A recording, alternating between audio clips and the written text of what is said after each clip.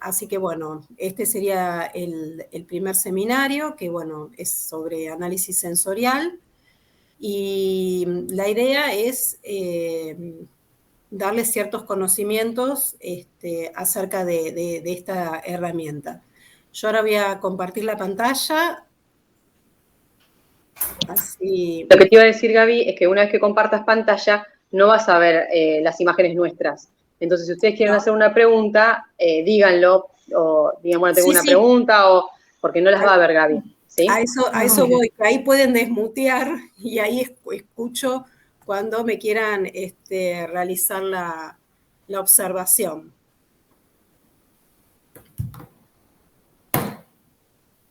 Bueno.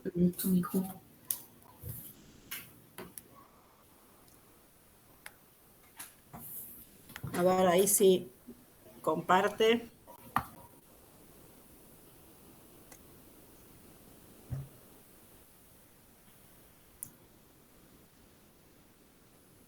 Va medio lento.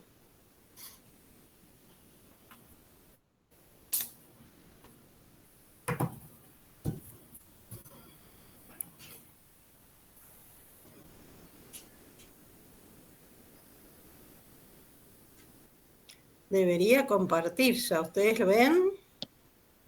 Sí, Gaby, estás compartiendo, pero todavía no se ve la presentación. Sí. No sé por qué. Ahora sí. ¿Ahora sí? Sí. Bien.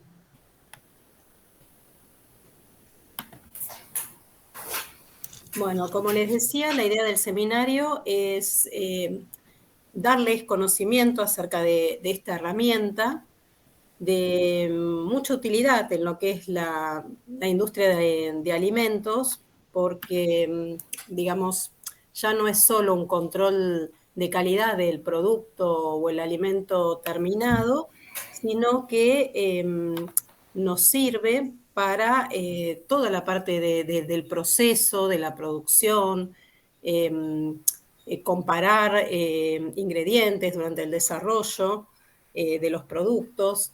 Y es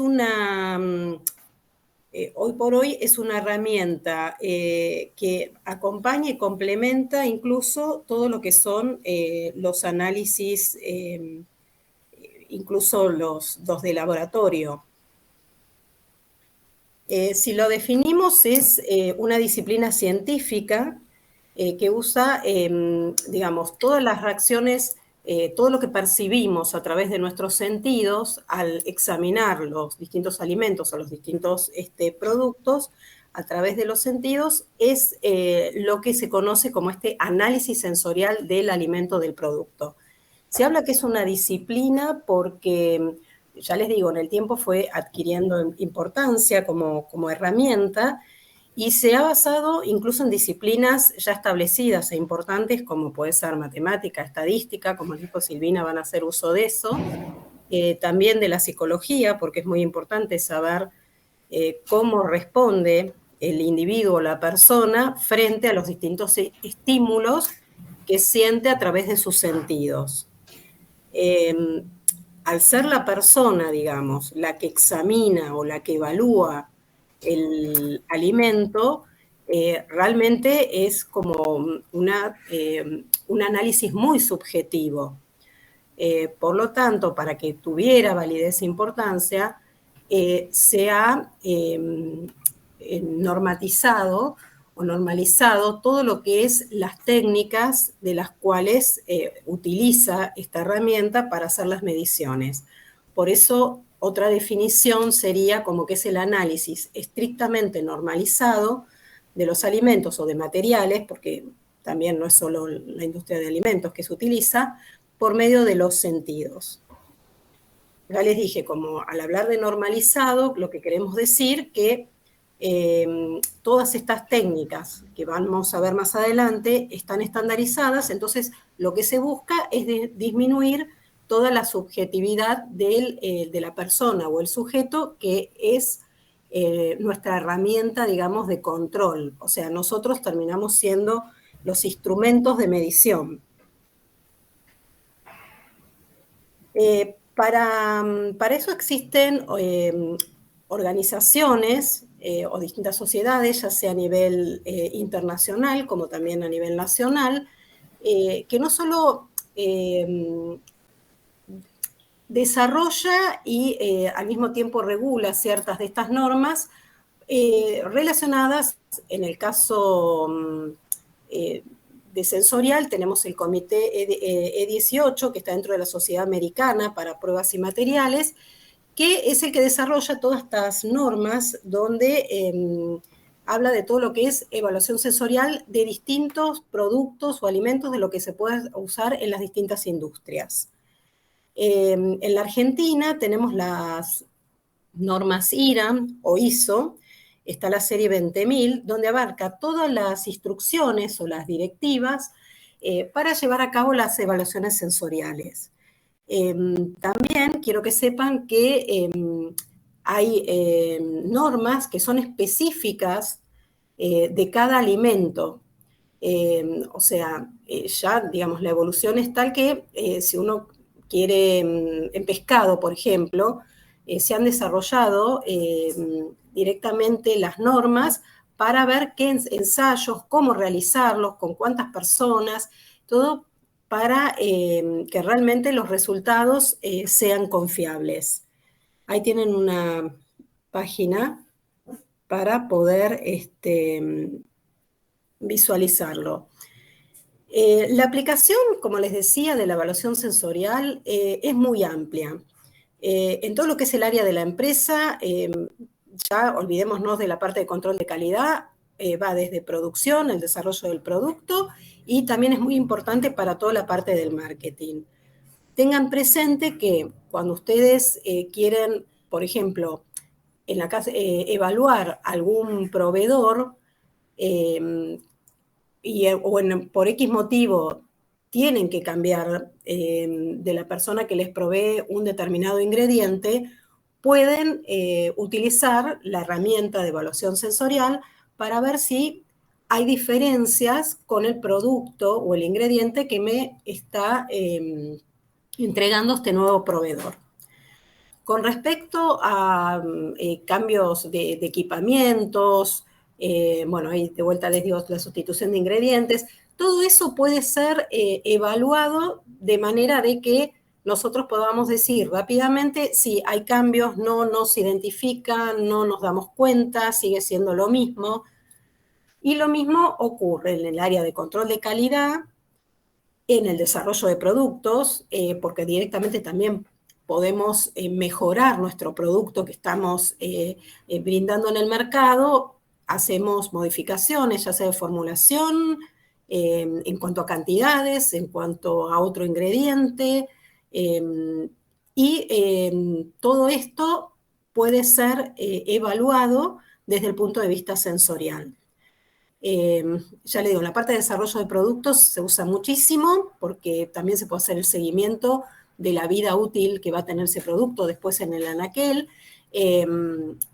Cambios a nivel de que, por ejemplo, hay un ingrediente también que, no sé, empieza a estar en falta o realmente tiene un costo muy elevado y yo realmente me veo obligado a sustituirlo, entonces, bueno, recurro tranquilamente a la parte de evaluación sensorial. Y bueno, con la parte del marketing es lo que me ayuda y lo que ustedes muchas veces también suelen ver en los supermercados, donde uno coteja a ver cómo el público o el consumidor recepciona este nuevo producto que yo vuelco al mercado. Entonces, ahí tengo todos mis análisis que puedo llevar a cabo. Por eso termina siendo una herramienta muy importante dentro de la empresa, porque digamos que toda la parte de las medidas instrumentales que se relacionan constantemente con las medidas sensoriales, lo que buscan es satisfacer en cierta medida al consumidor. Y por otro lado, hay un ida y vuelta, porque todo lo que, la opinión del consumidor, a la empresa obviamente le interesa, entonces esto es recepcionado nuevamente por la empresa y puede ajustar la parte de formulación o de lo que fuera, y trabaja en conjunto con estas medidas instrumentales y sensoriales. Es importante tener presente que obviamente hay diferencias en lo que es la metodología sensorial con la instrumental. En la instrumental, obviamente, tenemos una medida, digamos, como parcial, digamos, porque estamos puntualmente midiendo algo.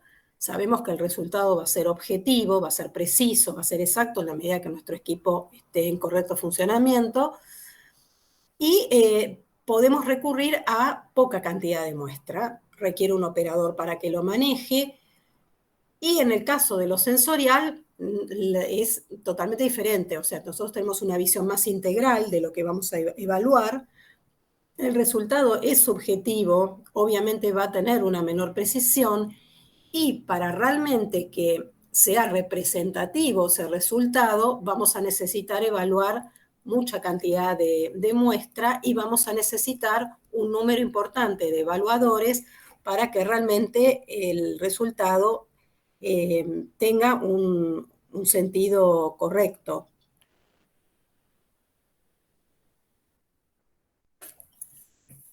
Bueno, y en base a lo que venimos viendo o de entender esto de cómo hacemos nuestro análisis del producto, cómo lo examinamos, todas esas mediciones o exámenes que hacemos a través de nuestros sentidos entran en un mecanismo que se conoce como percepción sensorial, que sería la interpretación de todas esas sensaciones que nosotros capturamos al examinar un alimento o un producto, y tomamos conciencia de eso en nuestro cerebro, ¿no? Por otro lado, decimos que esa percepción sensorial es personal, temporal y selectiva. Es personal porque sabemos que cada individuo es diferente y responde o recepciona diferente el estímulo que le brinda eso que percibe. Es selectivo porque no podemos abordar todo, o sea, la percepción se selecciona en cierta forma algo, y durante un tiempo, de acuerdo a la motivación que tenga, incorpora eso que está evaluando. Y cuando hablamos de temporal es porque es corto, o sea, la percepción dura un tiempo determinado. Pero bueno, esa percepción puede como evolucionar a partir de la experiencia del evaluador, del entrenamiento que va haciendo, de la motivación que recibe y del interés también. Fíjense todas estas cositas que yo, estas palabras que voy usando relacionadas con la motivación, con el interés, cómo son pequeñas situaciones que son las que van a tomar importancia en el momento de realizar una evaluación sensorial. Acá tenemos las distintas formas o impresiones que nos llegan o que captamos a través de evaluar un determinado alimento.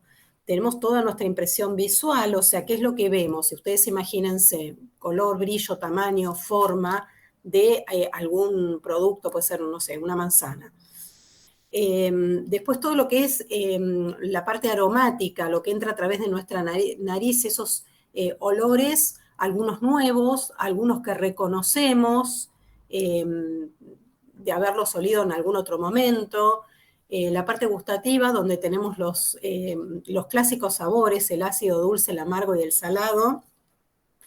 Esas sensaciones también sensoriales que están en boca, como algo refrescante, caliente, y la parte de textura, que suena también algo como extraño, como uno que generalmente la de textura también lo puede asociar a la mano, la textura también se puede percibir a nivel boca. Y después lo retronasal es aquello que utilizamos en conjunto con nariz y también boca. Y la parte de ruido, si bien uno dice el oído, también cuando ustedes prueban algún alimento crujiente, como las papas fritas o los snacks, también se puede estar pensando en la situación de ruido. Hablando así de la percepción sensorial, que tiene todo en relación un poco con nuestra parte más fisiológica, ¿no? Con el cerebro, hay mucha memoria sensorial en nosotros, porque ustedes se dan cuenta que en el día a día continuamente estamos evaluando o estamos haciendo uso de nuestros sentidos al mirar o evaluar todo lo que nos rodea. Ya sea, no sé, entrar en una habitación o a un lugar, todo depende de los estímulos que tenga ese lugar, pero bueno, pueden tener muchas paredes de colores o no, pueden ir a un lugar donde haya muchas plantas, muchas flores, y ahí hay una mezcla de olores, de colores, y muchas veces también al sentir un nuevo olor, como les decía antes, puede traerles a recuerdo algo que olieron previamente o cuando fueron chicos, o asociarlos a algún lugar en particular. Y todas estas cuestiones son las que influyen en el momento de hacer una evaluación. Por eso decimos que realmente es muy subjetivo el análisis sensorial. Bueno, acá hay un dibujo que esquematiza cómo es nuestro sistema sensorial, ¿no? A nivel cerebro, y en las distintas partes donde están los centros que captan esa información. Pero bueno, acá lo importante es esto de acá, que es cuando nosotros recibimos el estímulo, tenemos esa sensación, fíjense ustedes si tocan algo que está caliente, es como que llega la percepción, es como les dije, el tomar conciencia, ¿no? Cuando dicen, uy, me quemé la mano, o sea, y la respuesta automática es, la sacan. Eso es lo que sería este mecanismo de percepción sensorial y llevado a todos los sentidos. Yo ahora les pongo este dibujito para que vean, vamos a entrar en todos los factores que afectan estas mediciones sensoriales, teniendo un poco en cuenta qué es lo que va a influir y lo que se debe corregir o minimizar para que realmente los resultados sean los que queremos obtener. No sé acá, ahora están todas muteadas, pero bueno, ¿qué es lo primero que se les vino al ver esta imagen? ¿Un conejo? Un pájaro. Bien, bueno, justamente de acuerdo a cómo se queden un ratito o observando algo, uno visualiza o un conejo o realmente puede ver como si fuera un ave, esto es el pico, en el caso del conejo serían las orejas, acá está el ojo, bueno, y esto sería la parte de la cabeza. Pero bueno, a esto voy cuando también les decía que con respecto a la percepción, cada individuo ante un estímulo percibe diferente.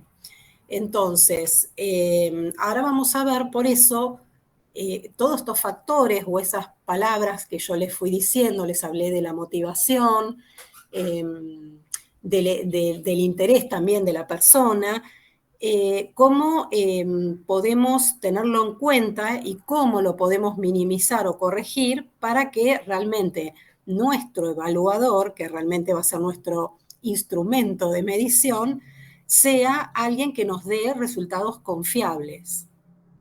¿Hasta acá me siguen? Bueno, Sí, bueno. perfecto. Si tengo que hablar más despacio, las chicas me dicen.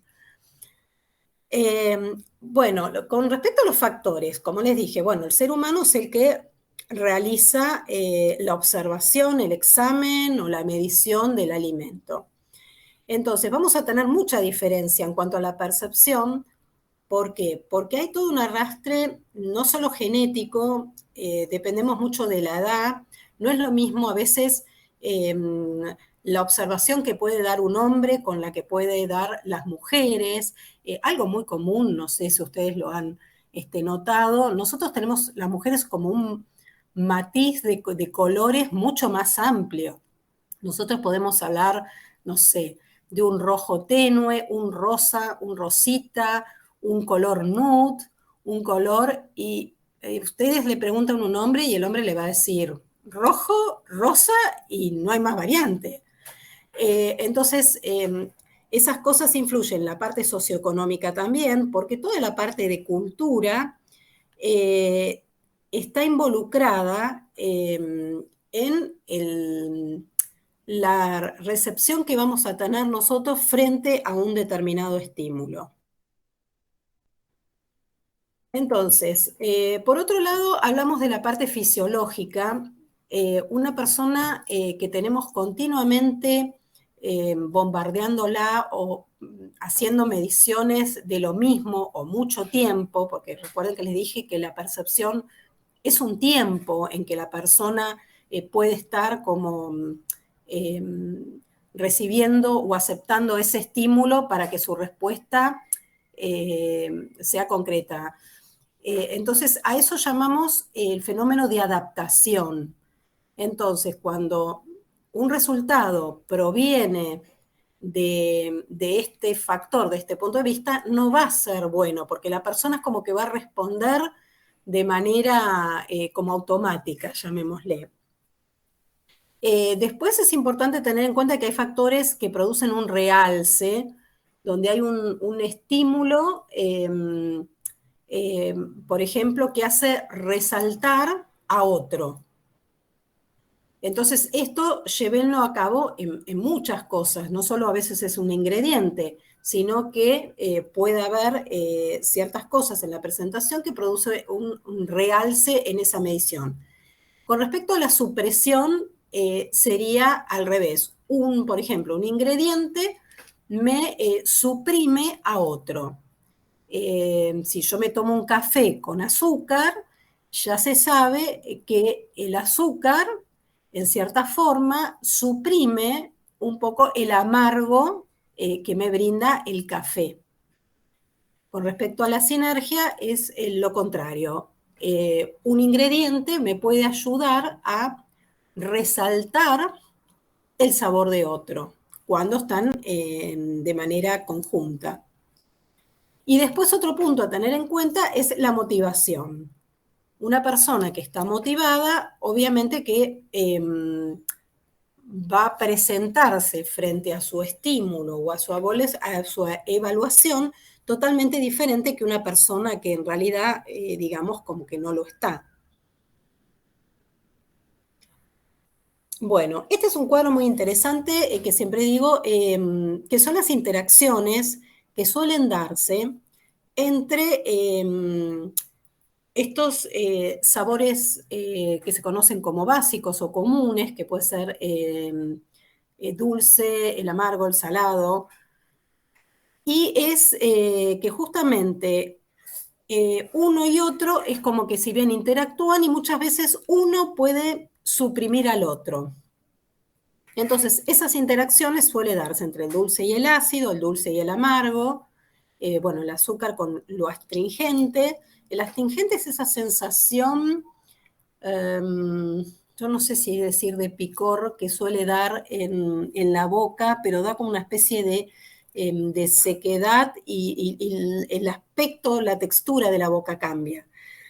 Después está entre el azúcar y el salado, astringencia y acidez, y el amargo y la acidez.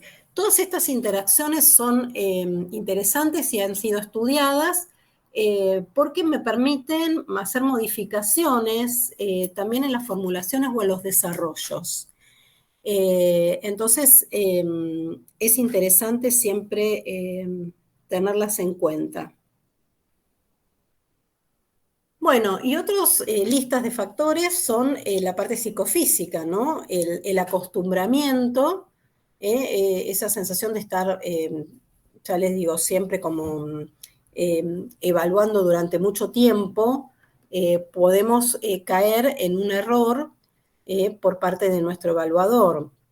Es importante tener en cuenta el orden de presentación de las muestras, para que no ocurran estas diferentes situaciones que ya, digamos, tienen nombre, que es o de contraste, o de posición, o efecto halo, o de anticipación. O sea, eso está en relación a cuando uno va entregando las muestras y hay una tendencia, quizás también de la persona que prepara la evaluación, de colocar siempre una determinada muestra. Supónganse que tiene una serie de 5 y siempre la más amarga la pone en el medio. Entonces, hay una situación después o una tendencia que la persona que está evaluando confía o relaciona que siempre esa muestra está en el medio. Entonces, es como que su respuesta es incorrecta, o sea, está subestimada con este tipo de factor psicofísico. La parte del estímulo, como les decía antes, una persona motivada o estimulada responde de manera diferente frente a una evaluación sensorial. Y la parte de deducción también, es como cuando uno cae en una deducción y puede ser ya no solo con respecto a la muestra, sino con incluso la numeración que se le da a las muestras. Uno empieza a hacer determinadas deducciones como diciendo, bueno, si este número es más chico que este, posiblemente el orden de tal cosa que estoy evaluando es este. Ese tipo de suposiciones que empiezan a aparecer. Otros requisitos que tenemos que tener en cuenta, fíjense cómo yo voy despacio para que vayan tratando de ir asimilando todos los factores, en cierta forma, que van a influir en esas mediciones y sin embargo que después todo eso con un entrenamiento se minimiza. Es muy importante tener en cuenta el ambiente donde se va a realizar una medición, o sea, dónde va a estar nuestro evaluador. De manera, ya les digo, de minimizar, por ejemplo, los prejuicios del sujeto, o sea, más que nada es lograr que su sensibilidad sea tal que no se me distraiga con nada que esté alrededor. Entonces yo tengo que eliminar todo tipo de variables que sean distintas al producto en sí que va a evaluar esta persona.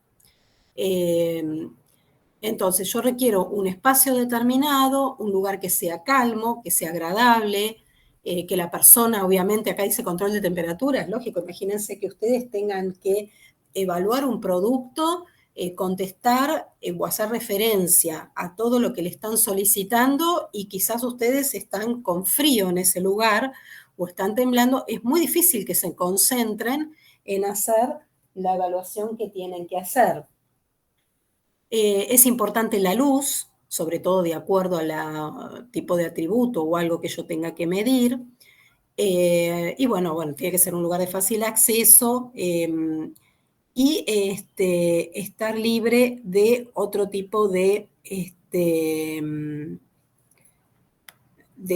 cosas que, olores o algo que me perturben la medición.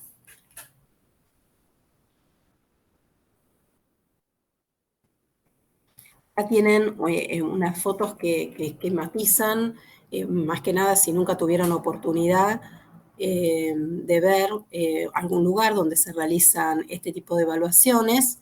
Fíjense que muchos cuentan, obviamente, primero todo, con una sala de preparación donde obviamente los evaluadores no tienen acceso para ver lo que se está preparando, cómo se están codificando las muestras. En este caso tienen, bueno, acá serían las ventanitas, donde del otro lado se encuentran los evaluadores, ¿no? Cada uno sentado en su silla. Estas cabinas muchas veces cuentan con determinada iluminación de acuerdo a lo que se quiera medir, porque hay veces, bueno, que se está evaluando el color, es importante seguir el color en un producto o en una muestra y entonces se usa una determinada iluminación. Y también se suele contar con una mesa donde están todos los evaluadores, digamos, en contacto, si bien cada uno tiene que estar concentrado en lo que está evaluando, se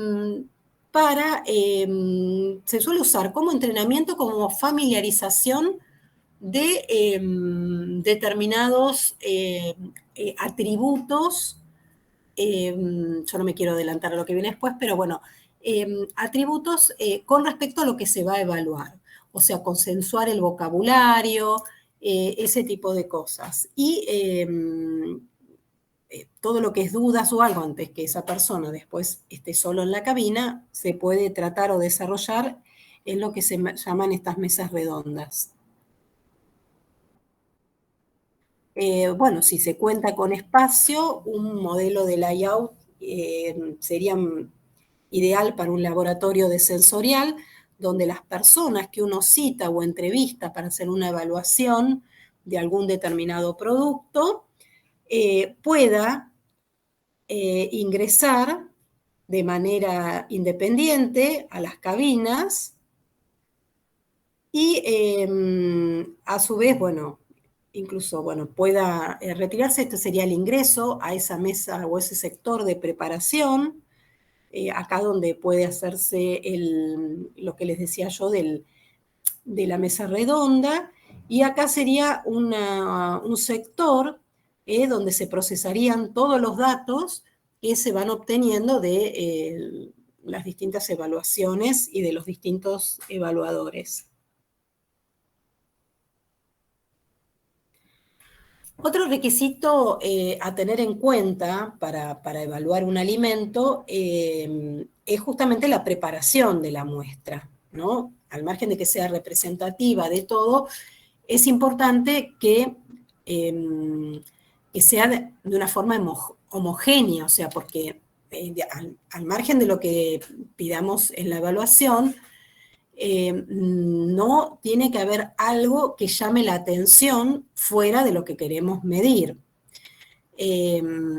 Porque si yo planteo, si hay una diferencia, por ejemplo, vamos a aprovechar la foto, una diferencia de alguna de estas muestras, y yo hay una que, no sé, que serví quizás más, o en el caso, depende del producto que sea, que está más caliente que las otras, seguramente me marquen que la diferencia es esa. Por ejemplo, la temperatura, o quizás el color, si los jugos en este caso son diferentes, porque hay un ingrediente diferente o porque realmente son de otra marca. Entonces, es muy importante tener en cuenta tema de recipiente, que sea todo lo más homogéneo posible, la cantidad servida y la numeración, bueno, generalmente son números aleatorios de 3 cifras para que nada influya en la persona que está realizando la medición. Por eso es muy importante la parte de preparación y presentación de la muestra. El tema de la apariencia, el tamaño, las temperaturas, todos son requisitos que tengo que tener en cuenta a la hora de que realice mi evaluación sensorial.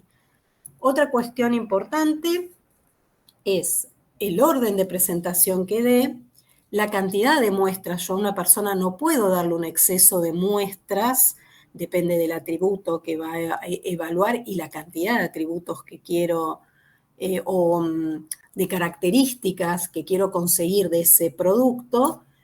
No puedo poner un exceso de muestras. Todo eso tiene que estar contemplado de manera de no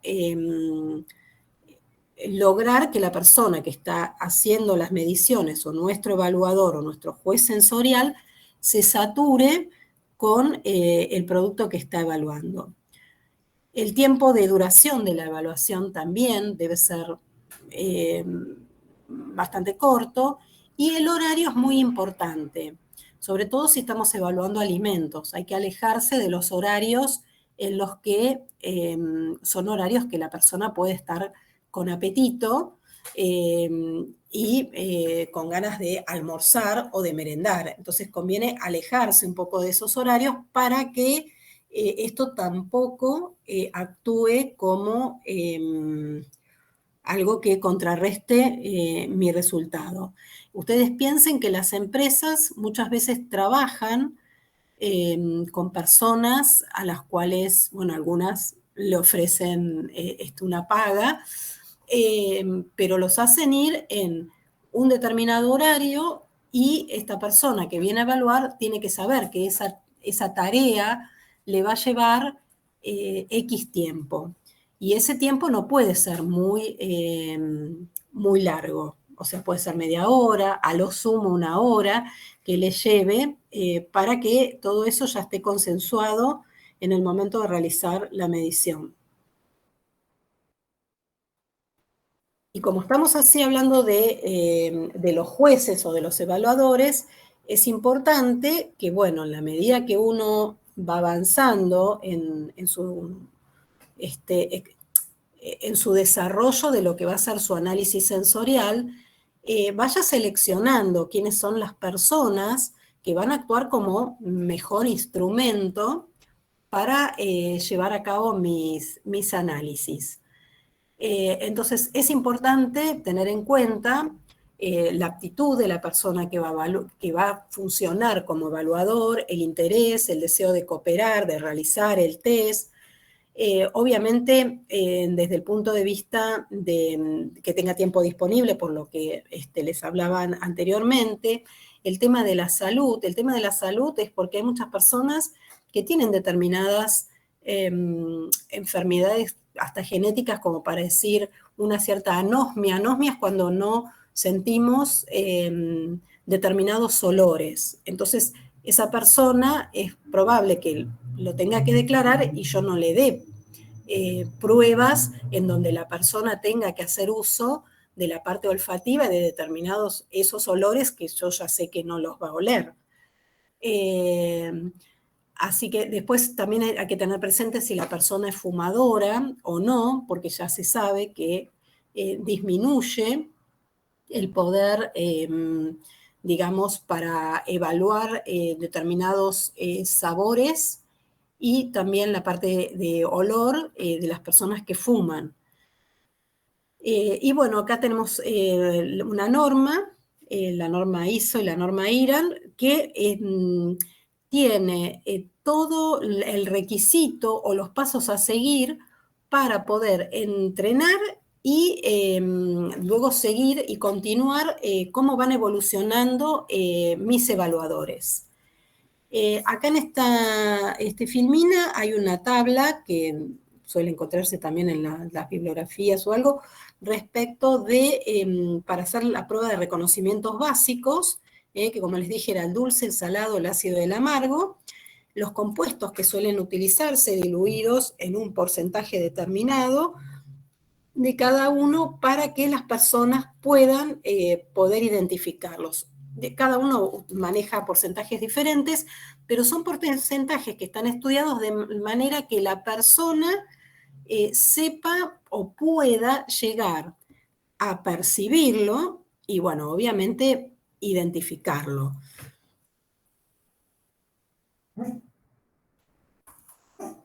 Tengan presente también que es importante que, si bien uno hace el entrenamiento del juez y ve, digamos, su habilidad que tiene, obviamente, bueno, reconocer los gustos básicos sería lo mínimo, pero hay personas que se destacan para determinadas evaluaciones. Entonces, uno eso va haciendo como una planilla y va registrando y va teniendo presente eso para el día de mañana en una empresa, y de acuerdo a lo que quiera evaluar o analizar, pueda contar con esa suerte de decir, para tal producto, para tal atributo, saber a qué personas puede llamar porque son más sensibles frente a ese atributo a la hora de evaluar. Pero bueno, en general es un poco difícil y uno bastante que cuente con un grupo determinado de personas que ayuden en planta o en industria para hacer las evaluaciones. Pero bueno, ya les digo, el entrenamiento va a ir consistiendo, en la medida que vayan avanzando, en que pueda detectar determinados atributos, que pueda identificar si existe pequeñas diferencias entre un atributo y otro, digamos, que pueda entender lo que se le plantea, o sea, eso va dentro de las técnicas de degustación, el ensayo o algo que la persona tenga un fácil entendimiento y comprensión de lo que se le pregunta, se le dice y qué es lo que tiene que hacer. Y es importante también, como dice acá, que la persona tiene que tener un cierto grado de continuidad en el trabajo, de lo sensorial, y en la medida que ocurre un impasse por X motivo o uno vuelve a realizar alguna evaluación, lo que se hace nuevamente es un pequeño entrenamiento para volver a reavivar toda esa habilidad que tenía esa persona a la hora de evaluar.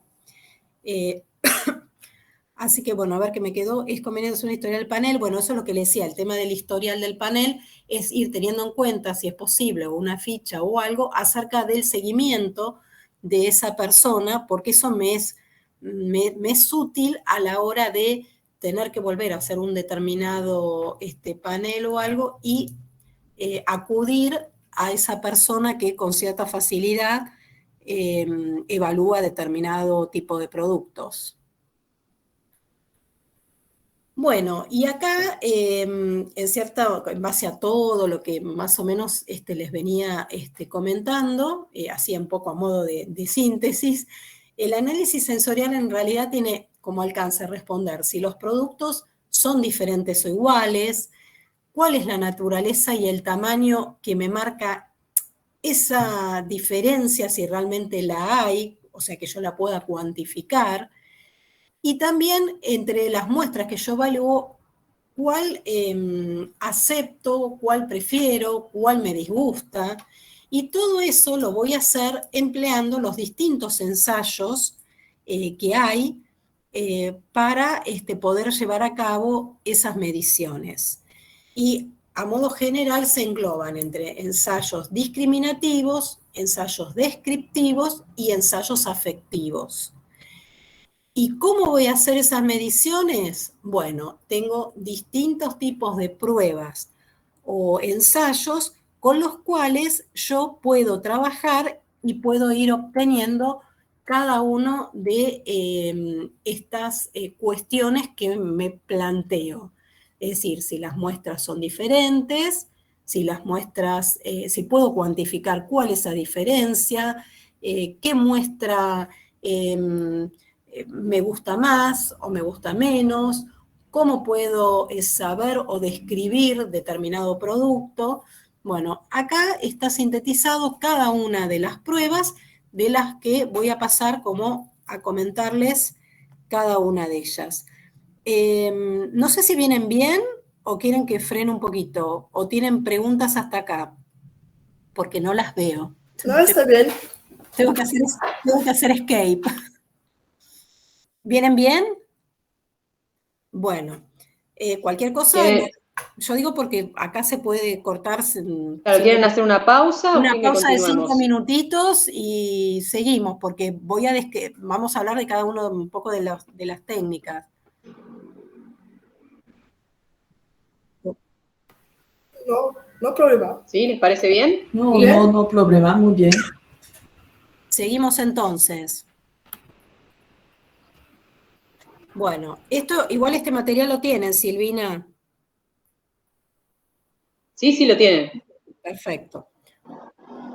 Bueno, vamos a hablar de la prueba triangular, que es un ensayo discriminativo, es una prueba que se suele usar mucho para determinar si existe una diferencia entre un producto y otro. Esto obviamente, les vuelvo a decir, es a modo de información que yo les voy dando. Esto después con los ejercicios se van a dar cuenta enseguida, van a visualizar incluso más fácil después cuando hago los ejercicios con Silvina. Bueno, como les dije, determinar si existen diferencias de un producto luego de X motivo, o sea, ya sea cambios de ingredientes por alguna cuestión, ya sea porque el ingrediente que usaba, volvemos a lo mismo, si era caro, si no me, o sea, no se comercializa más, el proveedor cerró, lo que sea, tengo que cambiar un ingrediente o agregar un ingrediente porque quiero mejorar mi producto. Si tengo cambios en el proceso, en la parte hasta de envasado, esto es más un estudio de marketing, ¿no? Pero bueno, si por X motivo cambio el envase, a ver qué pasa en el momento de evaluar.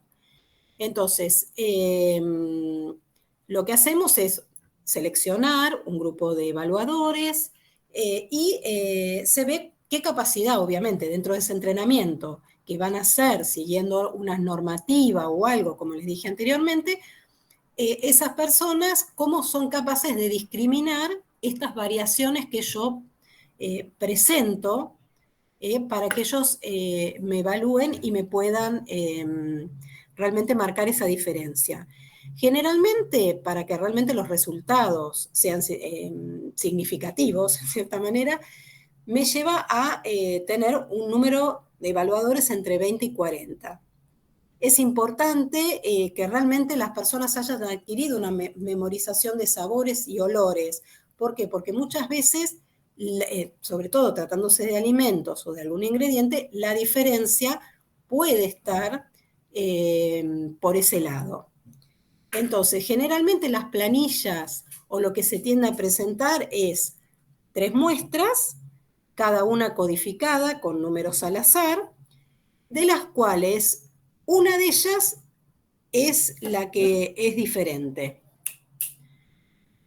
El procedimiento para que realmente, le vuelvo a decir, los resultados me sirvan, tenga una buena devolución, yo voy a hacer las distintas combinaciones posibles. Entonces, esas presentaciones, obviamente uno va registrando todo lo que va haciendo y va presentando todas esas posibles combinaciones a mis distintos panelistas. Entonces, lo que voy a tratar de usar es un número, de acuerdo al número de las posibles combinaciones, que son 6, voy a tener que usar como múltiplos de 6 para la cantidad de panelistas. Y como les decía antes, tengo que servir simultáneamente las 3 muestras en volúmenes iguales, a una misma temperatura, de manera que no haya nada que lleve o conlleve al juez a decir, esta muestra es diferente por un atributo que realmente no es el que se está midiendo. Por eso de ahí la importancia de la presentación de la muestra. Y en el caso de que no encuentren o no están seguros de encontrar cuál es la diferente, deben elegir al azar. O sea, no pueden decir no hay diferencia. Bueno, y acá un poco lo que le venías diciendo, contar con respuestas correctas y el número total. Y una respuesta, como les dije, no hay diferencias, no se acepta en la prueba triangular.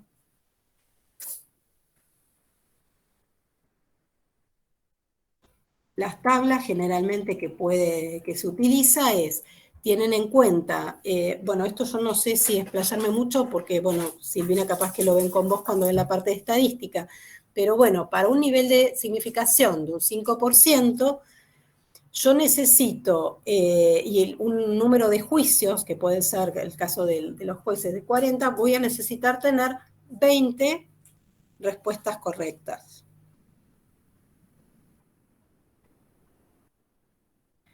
Dentro de estos ensayos, obviamente como en todos, hay ventajas y desventajas. Por eso es importante saber seleccionar, de acuerdo a lo que yo quiero medir, qué tipo de ensayo voy a usar.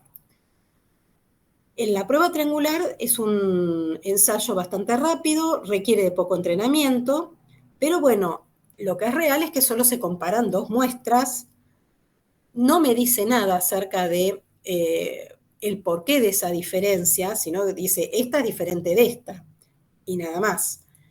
no me da ningún tipo de magnitud o es tan diferente en tanta cantidad. Y no es recomendable para productos con fuerte dejo sensorial. El dejo sensorial es, alguna vez les debe haber pasado, cuando consumen algo y les queda como un resabio o a nivel, la parte de atrás de la lengua, y que perdura un poco en el tiempo. Entonces, al seguir incluso queriendo evaluar, o incluso ustedes si quieren consumir algún otro alimento, el hecho de tener ese dejo de sabor termina interfiriendo en lo nuevo que incorporan a su boca. Otro ensayo es la clasificación por ordenamiento, que es bastante útil. Cuando ya tenemos muestras que, por ejemplo, queremos desarrollar un nuevo producto o mejorar alguno que tenemos. Entonces, por ejemplo, bueno, acá está el ejemplo con los kiwis, pero nosotros lo que hacemos es buscar un atributo y frente a esa elección de ese atributo, damos a evaluar las muestras y que en cierta manera las vayan ordenando. Entonces vamos a tener una idea de, si bien estamos un poco cuantificando, de cuál es, en este caso, como de la más dulce a la menos dulce o al revés, o más ácida, menos ácida. Entonces, el hecho de ir ordenando de acuerdo a un atributo es como que uno en cierta manera va cuantificando ese atributo que está percibiendo.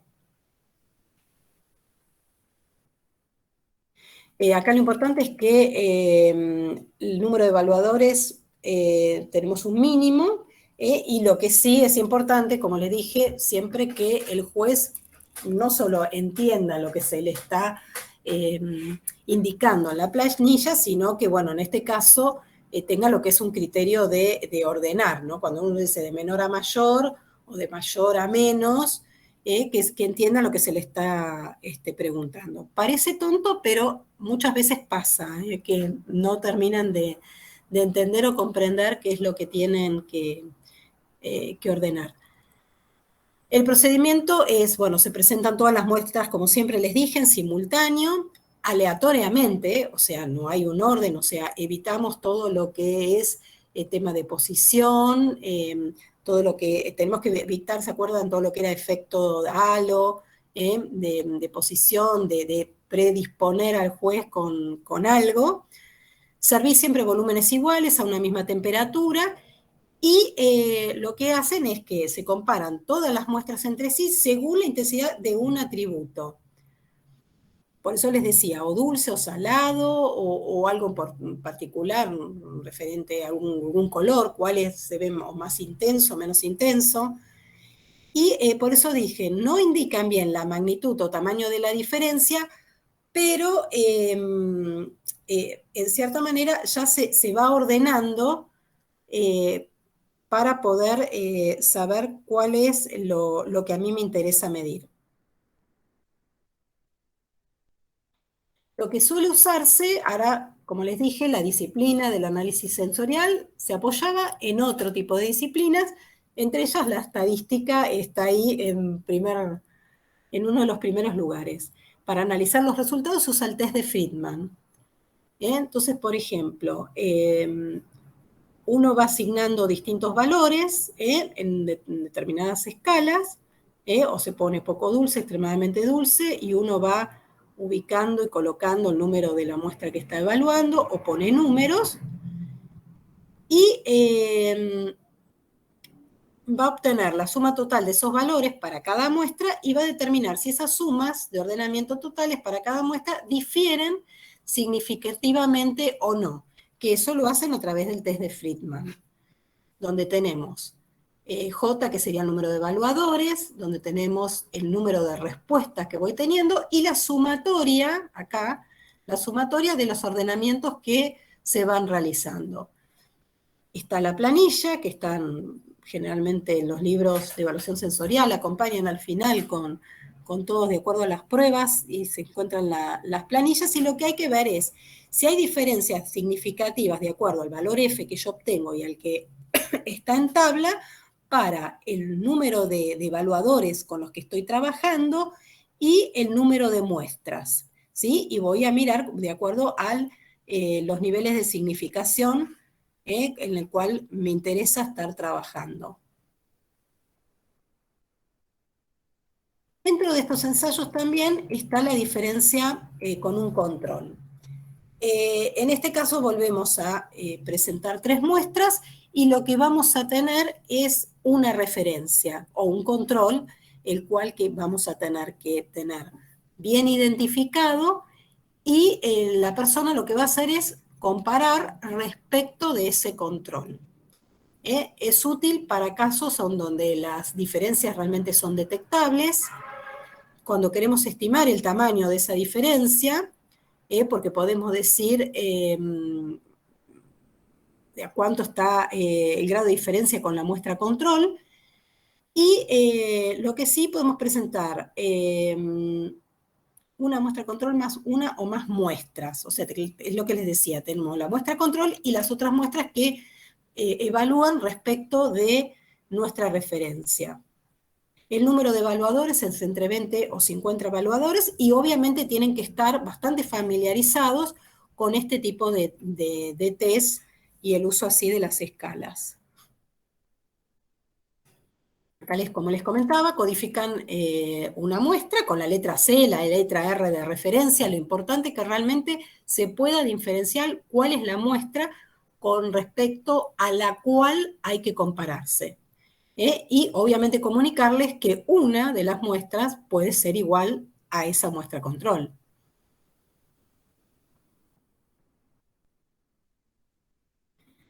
Otra cosa importante a tener en cuenta, que a veces el producto control tiene que tener determinadas características, ¿no? Tiene que poder ser siempre, porque si va a ser varias sesiones, que obviamente va a ser así, ese control tiene que poderse obtener fácilmente, tiene que estar mantenido.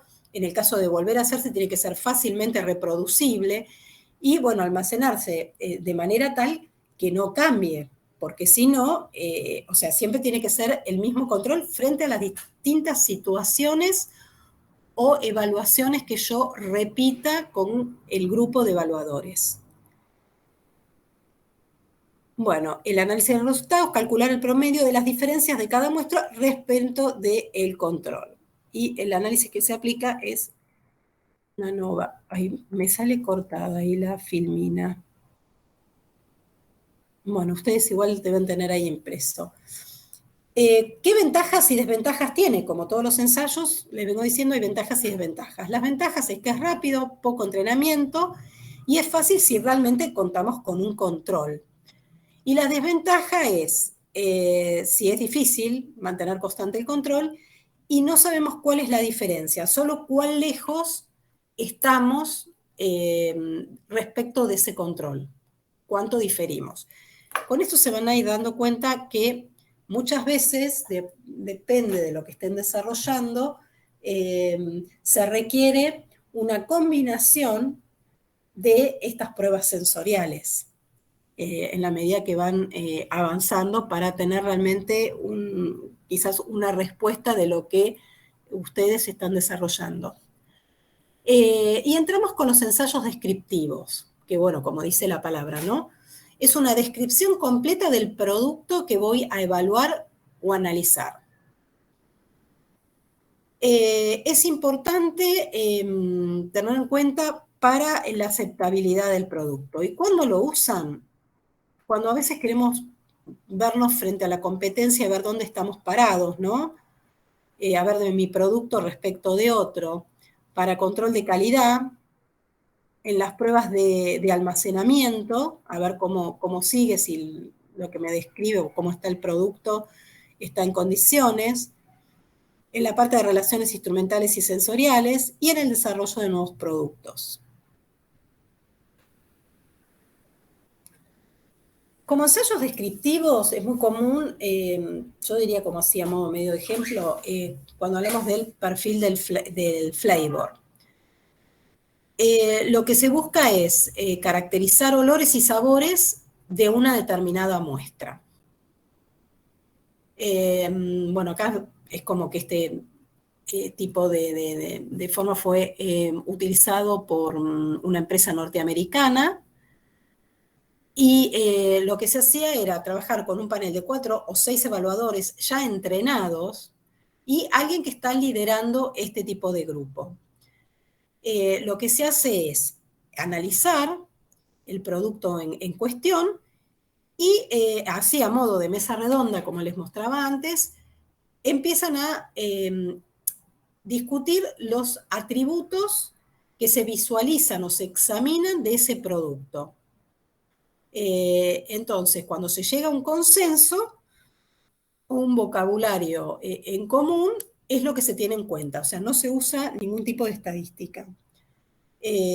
O sea, vamos más a la repetibilidad de un determinado atributo por el resto de los panelistas, y eso es lo que hace digamos, lo que da el consenso de lo que se está evaluando.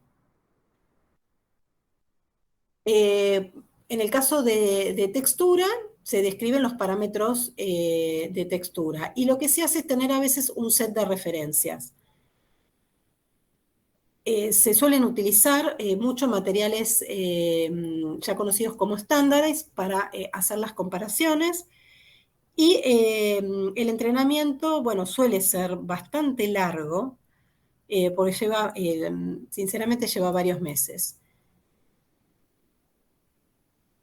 Lo que tiene el perfil de textura es que hay una clasificación de esos atributos, lo cual también a veces facilita un poco, porque fíjense que está también un poco la terminología ya como establecida, y están las pruebas mecánicas, geométricas o de superficie.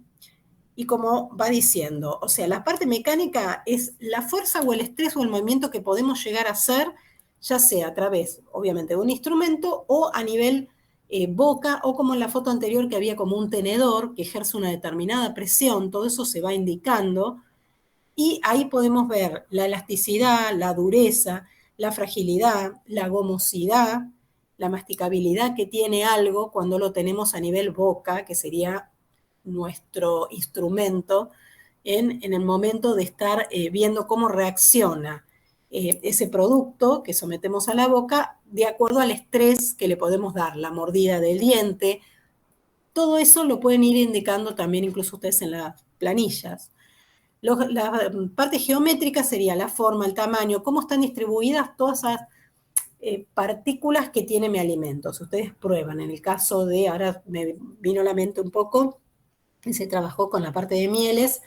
Las mieles a veces son más líquidas y a veces tienen un cierto grado de granulometría, porque sabemos que tenemos sacarosa.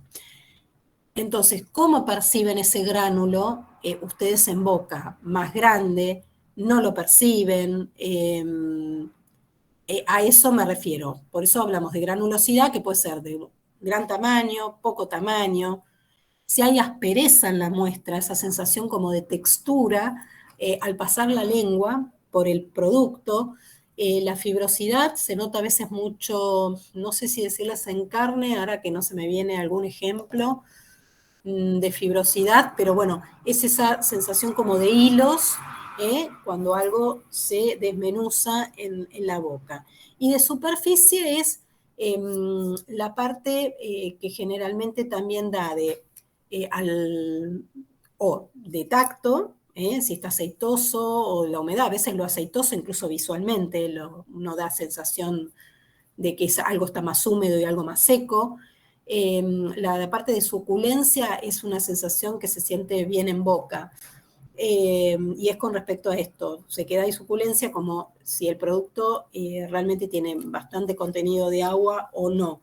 Pero bueno, son sensaciones que se van dando. Pero fíjense que cuando decía lo de humedad y aceitosidad, pueden percibirlo tanto en boca como incluso visualmente. O sea, vieron que los sentidos la percepción, vamos a ir a la percepción sensorial, es como que ahí unifica dos sentidos.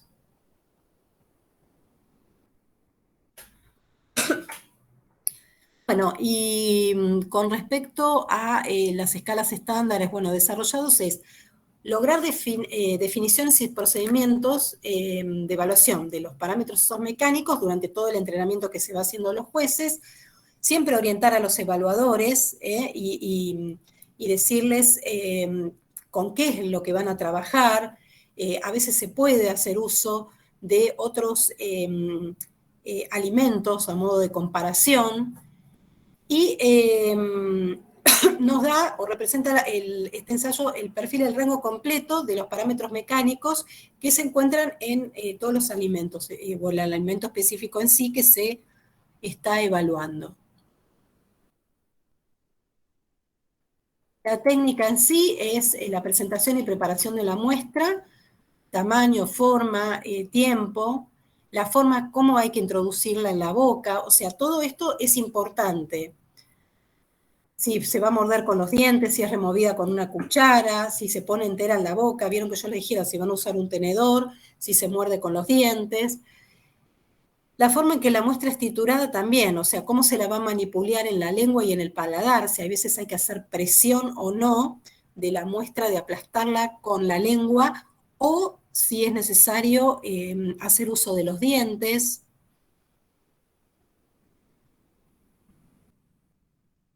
Y bueno, acá tienen un ejemplo, con la gorda esta que está comiendo la manzana, que se va indicando, la primero es la mordida, donde van a ver toda la parte de la dureza o la viscosidad, o algo que, la fracturabilidad, cuando algo bien se parte, ¿no? La parte en la masticación, si el producto es gomoso, si da una cierta adhesividad, o sea, si se pega al paladar, y después tener en cuenta las propiedades geométricas, o sea, y grasa y humedad, como que eso viene después. Y antes de morder siempre también es bueno ver el aspecto de la humedad, rugosidad, si hay presencia de partículas o no. Y después de morder tener en cuenta si ya se queda en boca, si es untuosa, si es fácil de deglutir, o sea, si se disuelve. O sea, son todos pasos o generalmente que se dan para tener en cuenta mentalmente. O sea, una vez que el juez está entrenado, es como que estos pasos van como uno tras de otro, pero generalmente se indican cuáles son los pasos a seguir, se les tiene presente para que pueda dar la mayor cantidad de este tipo de respuesta a ese perfil del producto que tengo. Y después otro ejemplo de ensayos descriptivos es el descriptivo cuantitativo, conocido como QDA, que también describe cuál y cuantitativamente los aspectos sensoriales de un producto.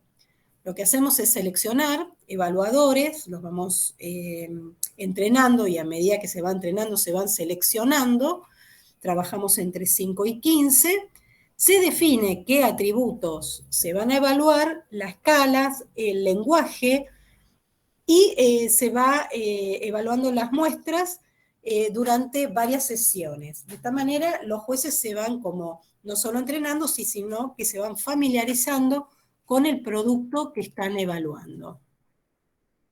Entonces, acá como tienen indicado en la filmina, o sea, aprenden a evaluar el producto, se familiarizan con el producto y con el test, y van emitiendo juicios, y lo importante de todo esto es que se va equiparando de todo lo que es descriptivo, se va equiparando el lenguaje, o sea, todos van consensuando determinado vocabulario que describe a cada uno de los atributos que caracterizan a mi producto.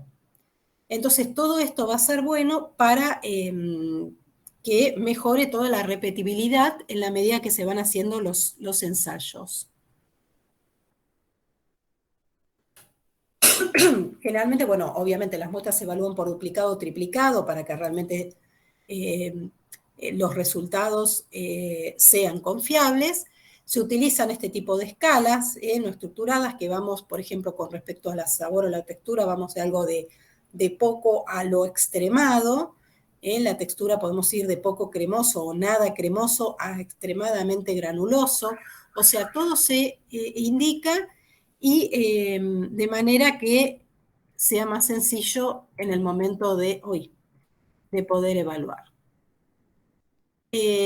Los resultados, ¿cómo se observan? Generalmente es el famoso, a veces uno dice gráfico de araña, donde en este caso tenemos un perfil sensorial de cacao, donde primero se van volcando los resultados que se van obteniendo de esas planillas, como le dije, de esas escalas, en una planilla Excel, de manera cruda, se van colocando, se van estudiando, ya sean los porcentajes o los valores, y luego se grafica. Cada línea puede ser un porcentaje, y de los descriptores que surgieron, en este caso, al probar el cacao, los jueces, sale, por ejemplo, que el sabor a cacao es como el más intenso, no hay nada se percibe de ácido acético, butírico o así mantecoso, es algo amargo, es algo astringente, de estos no tiene nada, tiene muy poco de especias,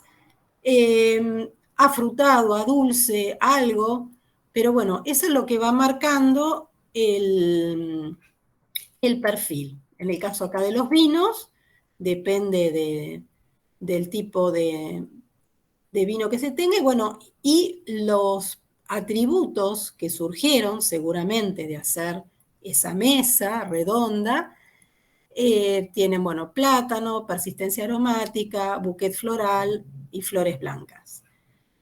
Yo tendría que salir de acá porque me interesaría, digamos, comentarles así que, bueno, se han hecho trabajos en la facultad, se ha trabajado mucho con mieles, y bueno, tanto las mieles como los vinos, ya que digo, la cerveza, que les va a llamar capaz más la atención, tienen lo que se conoce como ruedas sensoriales, ya sean de amor, generalmente son de aroma y sabor, con características o atributos puntuales a cada alimento en sí.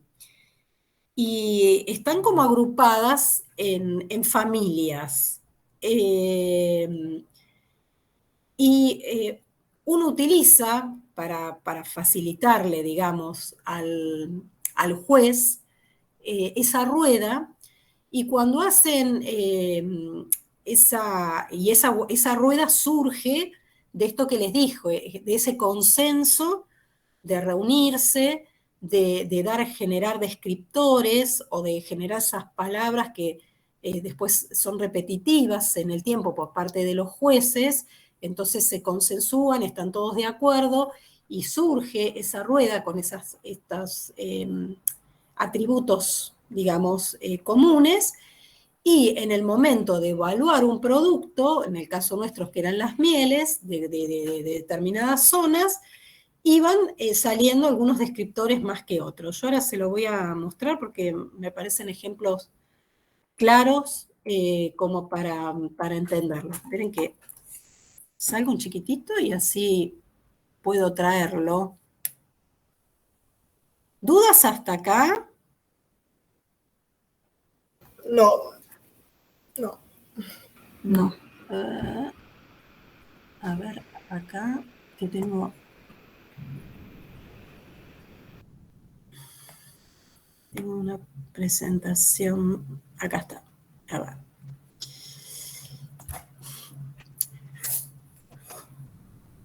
Esta sería, digamos, ahí ustedes lo están viendo.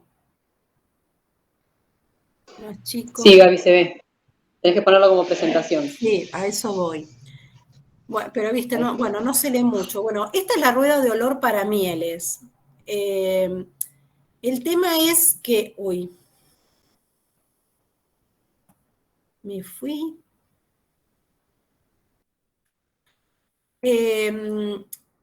Estas son, en este caso de la miel, se habla de familias, cada una de los colores.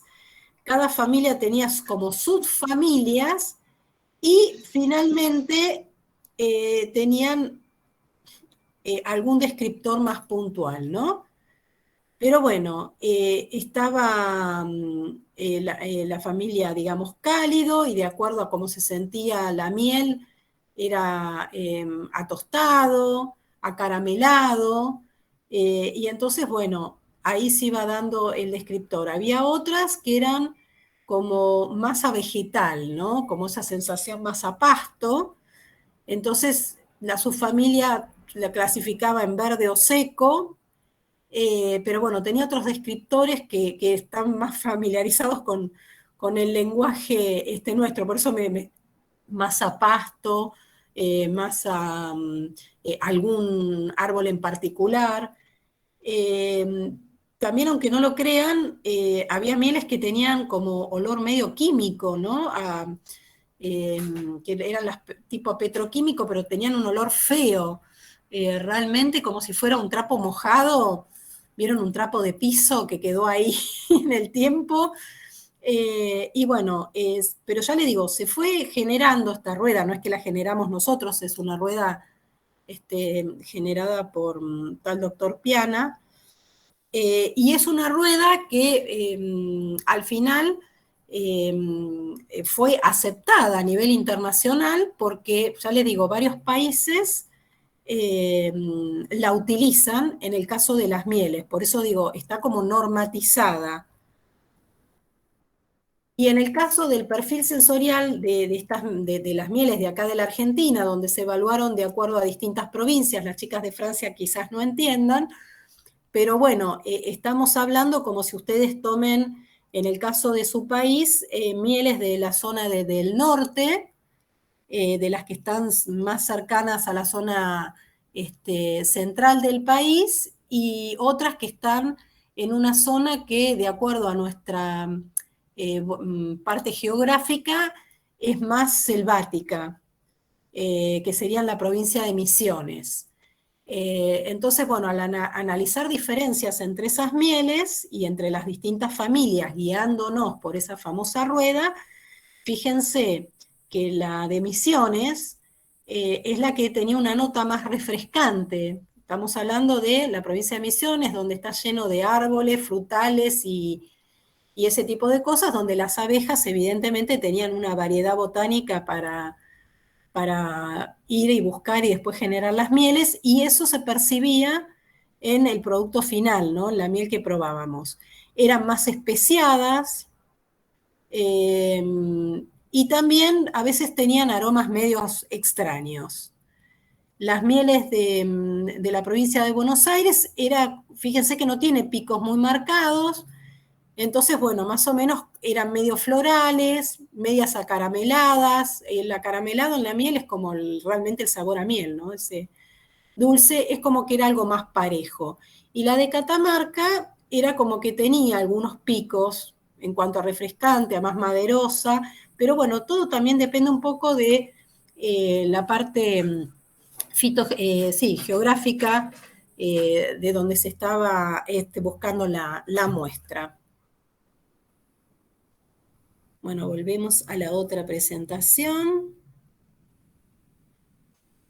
Y bueno, eso era un poquito que se los mostraba a modo de ejemplo, como para que se dieran cuenta, digamos, de lo que se podía llegar a utilizar un test descriptivo, ¿no? Para llegar a hacer eso de las mieles, hubo que hacer todo un entrenamiento de los jueces, de los panelistas, durante varios meses, con respecto a usando distintas pruebas, para que fueran visualizando, a ver qué capacidad tenían ellos para después el día de mañana discriminar eso que les digo, más frutal, más especiado. Entonces se trabaja con productos determinados, y una vez que ya tenían en su memoria registrado eso, que era floral, que era especiado, se iba avanzando y se iban utilizando después estos test ensayos que venimos hablando para que marquen diferencias entre mieles, se le presentaba, se hacía la prueba triangular, y bueno, así se fue avanzando y se hicieron también los ensayos descriptivos. Bueno, terminado acá la parte descriptiva, pasamos a los famosos ensayos afectivos. Son las que se conoce como prueba de los consumidores. Por fin llegamos a la parte ahí del triangulito, nosotros nos interesa mucho saber qué es lo que opinan en sí el consumidor, que es a dónde va nuestro producto. Entonces, el objetivo es establecer preferencia, esperen que lo voy a agrandar, establecer la preferencia o aceptabilidad de un producto por los consumidores, ¿no? Ya sean los que ya sí son consumidores actuales o capturar potenciales o futuros consumidores. Requiere desde ya muchos evaluadores, de 100 a 500 personas, obviamente no están entrenadas, o sea, por eso le dije, yo puse acá fotos para que tengan presente a veces que hay en los supermercados, ¿no? Donde se visualizan que les dan para probar muestras, a ver si tiene buena acogida o no el producto nuevo que se está presentando. Pero bueno, son los representantes de la aprobación en estudio.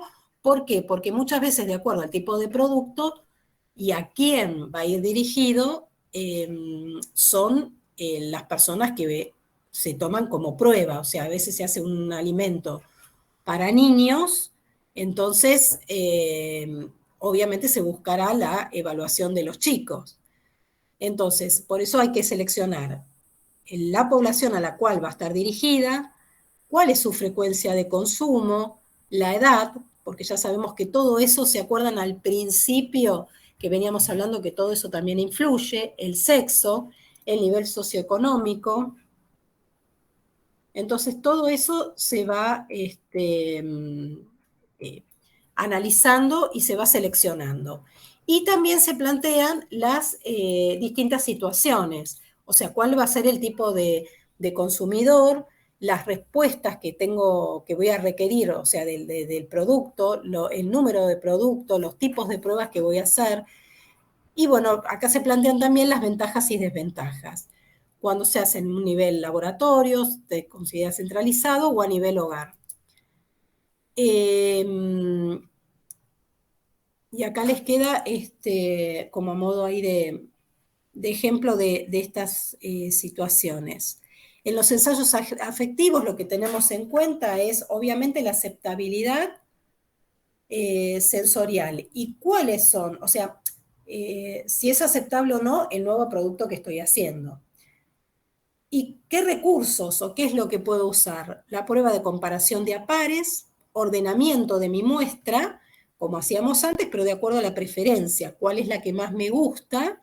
O voy de la que menos me gusta a la que más me gusta. Y el uso de las escalas hedónicas. En la comparación de pares, lo que hacemos es comparamos un producto con otro. Podemos tener un nuevo producto que queremos sacar y lo queremos comparar con el que ya está circulando en el mercado. Entonces, por ejemplo, una planilla típica a modo de ejemplo sería que ustedes reciben en el momento de evaluar, sería esta. Y más o menos esto tiene un poco de relación con seguramente también parte de los ejercicios que puedan llegar a hacer. En las planillas lo que hacen es, se pone el nombre de la persona, el número de consumidor que es, eso para la persona que después va a tratar todos los datos. Entonces, siempre hay que marcar un orden de prueba. A veces es bueno indicarle. ¿Por qué? Porque depende del atributo que sea, o si se tiene un ingrediente que suela suprimir después el sabor de algún otro, entonces es conveniente marcar cómo deben probar la muestra. Todo eso lo maneja la persona, obviamente, que desarrolla el panel o que dirige el panel. Por eso yo digo, la planilla tiene que ser clara para el juez. Entonces, acá se le indica el orden de prueba.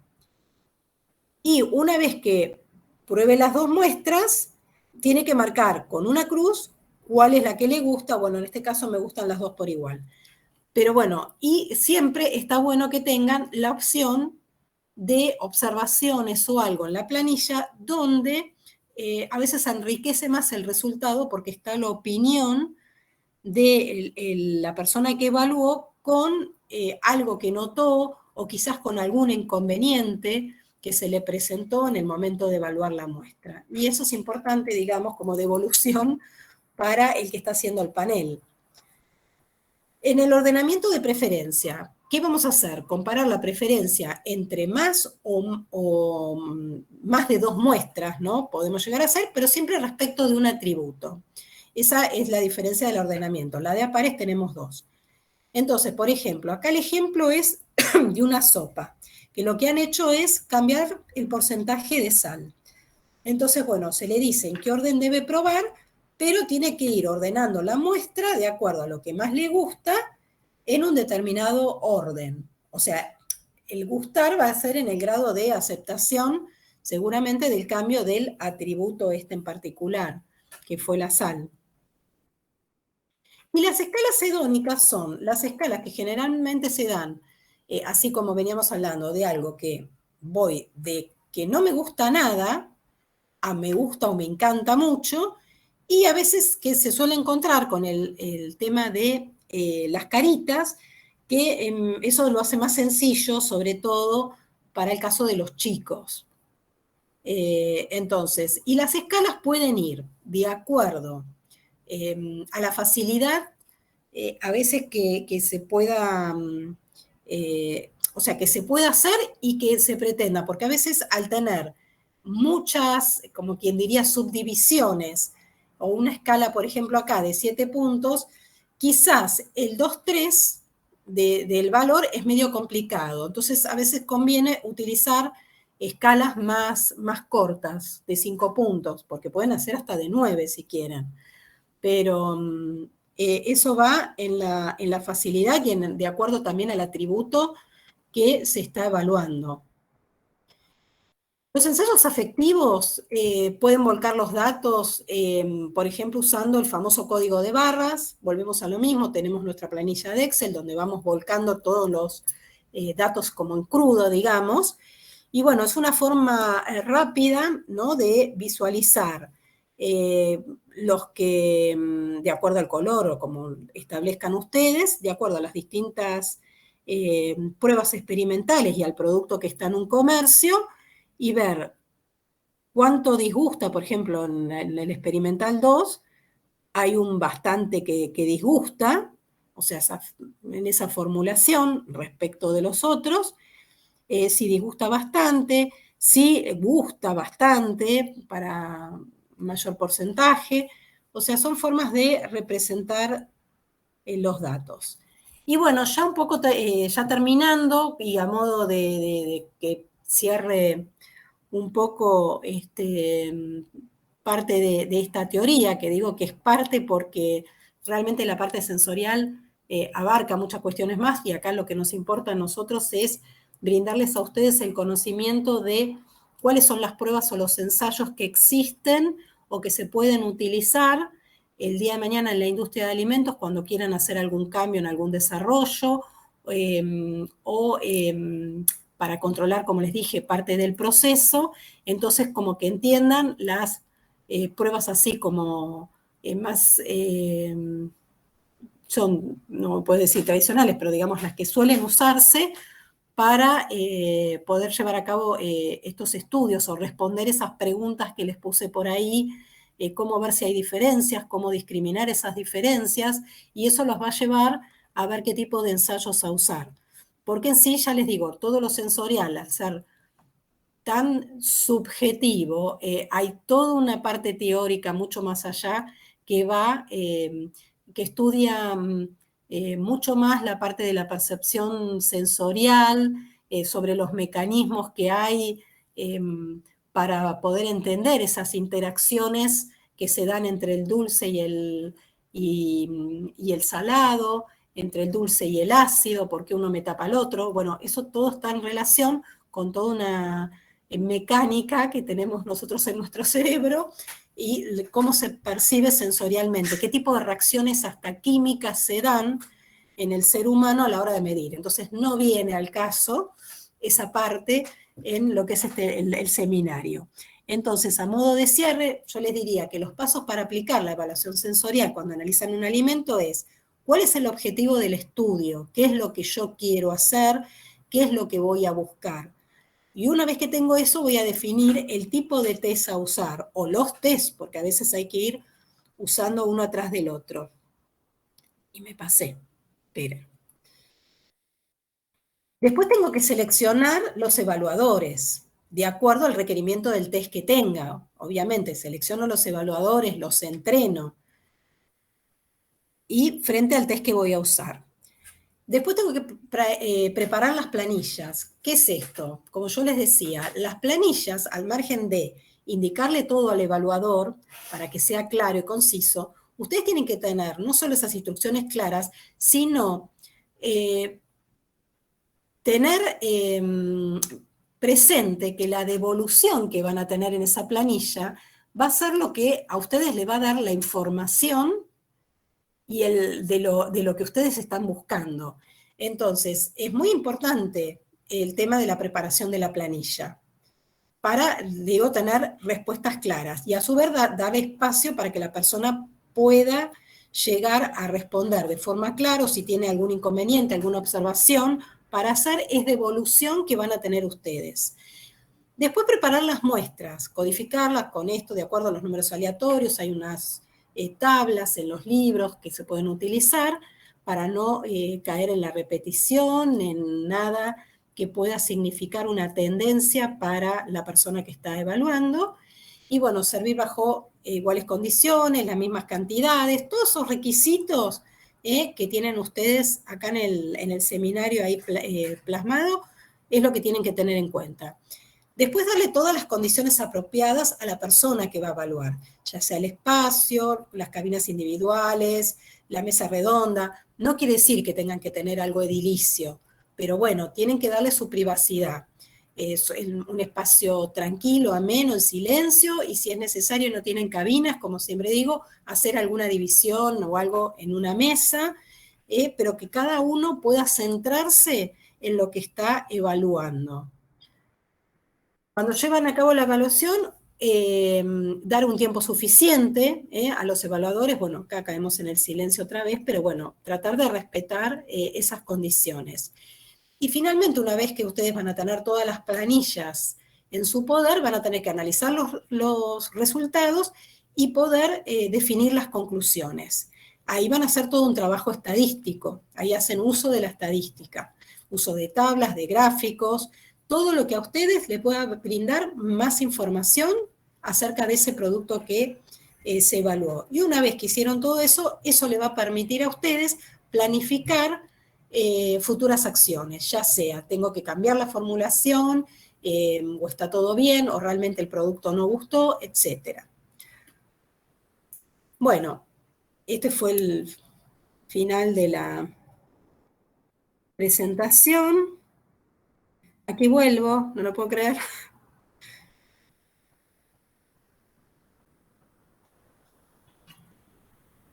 Bueno, no sé qué les pareció, si fue claro, es bastante información. Muy claro. Perfecto. Sí, sí. Pero bueno, traté de ir despacio, lento, de ver qué palabras usaba para que a las chicas no se les mate mucho del No, vocabulario. está bien, entiendo todo. Pero bueno, cualquier duda, estamos bueno, a disposición en la medida que... Sí, yo... Perdón, Gaby. No sé si me escuchan, si no saco Ahora la sí. cámara porque como que se me corta. Sí.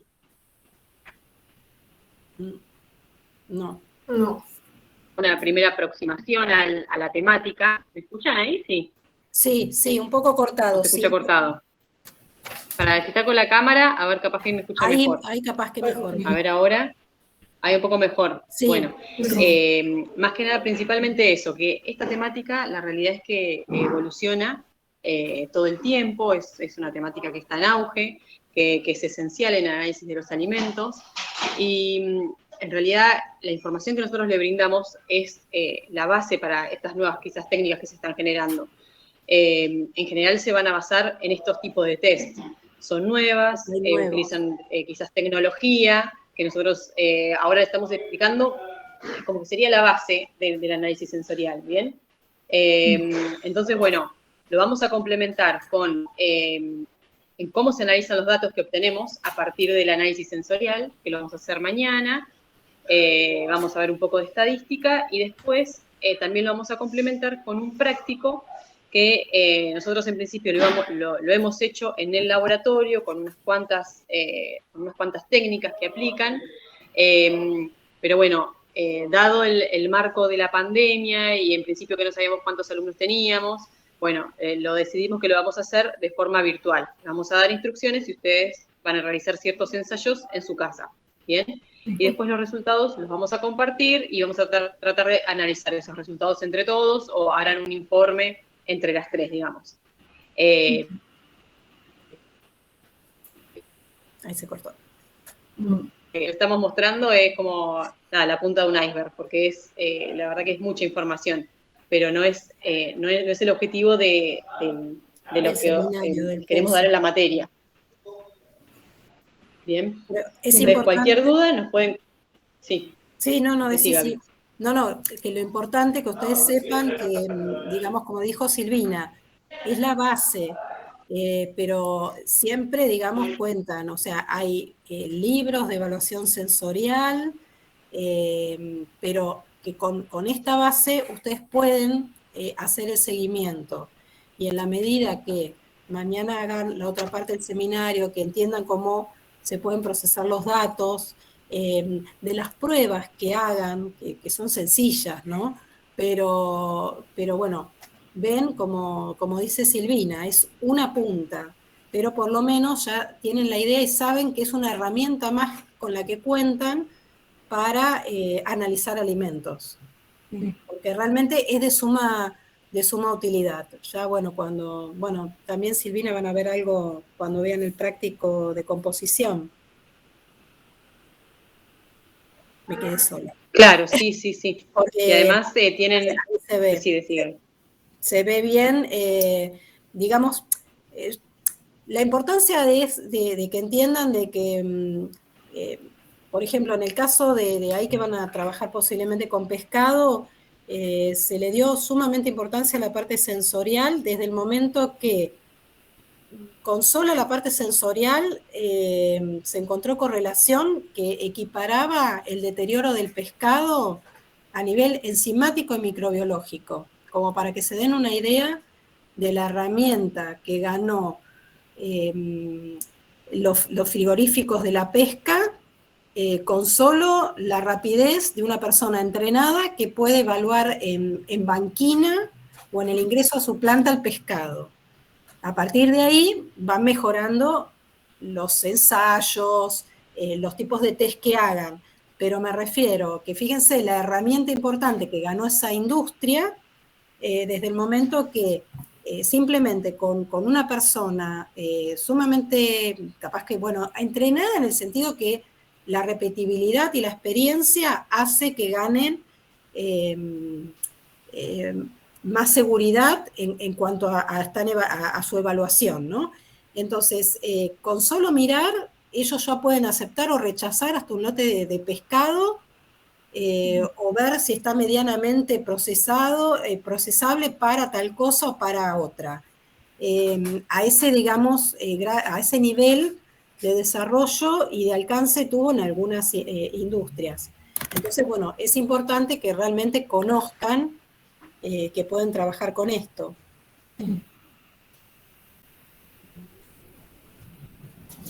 Sil, no sé si se le cortó. No, acá estoy. Bueno. Sí, tal cual, Gaby. Y lo mismo, el análisis sensorial o la herramienta como tal, de análisis, también se utiliza para correlacionar la información que te da los equipos los instrumentales. Por ejemplo, una experiencia, en McCain, por ejemplo, se detectan ciertas manchas en las papas que ellos generan y han logrado, determinar hasta cierto nivel de color que pueden tener esas manchas, son aceptables. Y si no, se descartan, o sea, ellos ponen un sensor que detecta el color de esa mancha y esa papa es descartada, por ejemplo. Entonces, fíjense el grado el nivel que tiene esta herramienta, ¿no? Que no es solo, o sea, ya están descartando papas que quizás o material que puede ser que no sea agradable o que no tiene que estar en el mercado. Claro. Bien. Así que bueno, Bueno, cualquier no sé si les queda cosa alguna duda, si no nos pueden escribir. nos dicen. Ok. Bueno, y mañana nos encontramos entonces en el laboratorio. Mañana, mañana entonces es en la facultad, ¿no? La facultad, sí. ¿A qué hora? A las 2:30. 2:30. 2:30. Ok. Un poquito Yo más tarde que les hoy. envío un mail. Ok, gracias. Sí, yo después le quería preguntar a Melanie, que comentó que ella está trabajando. Sí. ¿Vos trabajás todos los días a las 4:30 de la tarde? Porque si bien...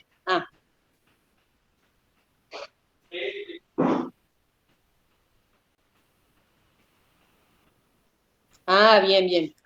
Bien. Perfecto. Bueno, entonces más adelante podés quedarte en los laboratorios. Bien. Bien. Buenísimo. Bueno, bárbaro. Buenísimo.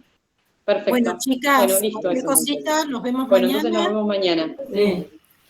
Listo. Nos vemos. Muchas gracias. Bueno, hasta luego. Chao, chao, De chao, nada. chao. Chao.